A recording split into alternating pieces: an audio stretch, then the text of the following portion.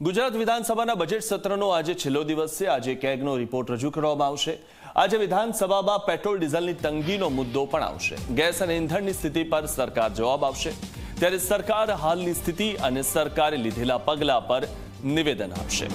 ત્યારે આજે છેલ્લો દિવસ છે બજેટ સત્રનો અને તેમાં આ તમામ બાબતોની ચર્ચા થશે। ખાસ કરીને છેલ્લા 2 દિવસથી જે પેટ્રોલ ડીઝલની અછત જે સર્જાઈ હતી ને તે અફવાના કારણે સર્જાઈ હતી, કારણ કે આખા ભારતભરમાં ક્યાંય એવી સ્થિતિ નહોતી, માત્ર ગુજરાતમાં એવી સ્થિતિ એક અફવાના કારણે સર્જાઈ અને લોકો લાઈનો લગાવતા થયા। તો એનો જવાબ પણ સરકાર આપશે અને ગેસની જે સ્થિતિ સર્જાઈ હતી, ગેસ અને ઇંધણની સ્થિતિ પર પણ સરકાર જવાબ આપશે। તો પેટ્રોલ ડીઝલની તંગીનો મુદ્દો આજે ઉઠશે અને તેનો જવાબ સરકાર આપશે કે જે રીતે એક અફવાના કારણે આ તંગી સર્જાઈ હતી, બાકી પૂરતો સ્ટોક છે અને લોકોએ કોઈ પણ ચિંતા કરવાની જરૂર નથી, એ વાતનો વારંવાર સરકારે ઉલ્લેખ કરેલો છે।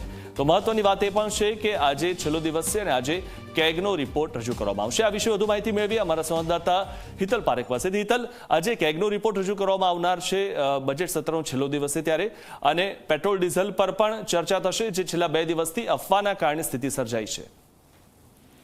જી મિથુન, ચોક્કસ એવું કહી શકાય કે આજે ગુજરાત વિધાનસભાના બજેટ સત્રનો છેલ્લો દિવસ છે। સ્વાભાવિક છે કે આજના દિવસે સૌથી મહત્વનું કહી શકાય તો કેગનો રિપોર્ટ આવશે, કેમ કે રાજ્ય સરકાર દ્વારા જે વિવિધ જગ્યાએ રૂપિયા વાપરવામાં આવે છે એમાં કઈ જગ્યાએ ખામી છે કે ગેરરીતિ થઈ છે, એ તમામ વસ્તુઓ કેગના રિપોર્ટમાં હોય છે, એટલે કેગનો રિપોર્ટ ખૂબ મહત્વનો માનવામાં આવી રહ્યો છે।